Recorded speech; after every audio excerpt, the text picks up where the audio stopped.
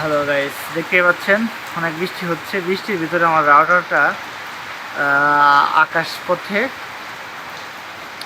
বালতি টেরা হয়ে রাউটারের মাথাটা বের হয়ে গেছে। ওদিকে বাঁশের মাথা বের হয়েছে, ভিতর দিয়ে পানি পড়তেছে। পলিথিন দিয়ে ঢাকছিলাম, সেই পলিটা ছিঁড়ে নিচে পড়ে গেছে, যে ঝুলতেছে। এই রাউটারটা হচ্ছে এইভাবে দেওয়ার কারণ হচ্ছে আমার আশেপাশে প্রায় হাফ কিলোমিটার পর্যন্ত লাইন দিতে পারে আর কি। আমার হাফ কিলোমিটার এরিয়ার ভিতরে আমি যেখানে যাই আমার নেট কানেকশন থাকে, কিন্তু বৃষ্টির কারণে, অনেক ঝড়ি বাতাসের কারণে এই রাউটারটির নিচে চলে আসছে। বালতিটা ভেঙে গেছে আর পলিথিনটা ছিঁড়ে গেছে। ভালো করে একটি পলিথিন দিয়ে দিতে পারলে অনেকদিন টিকতো।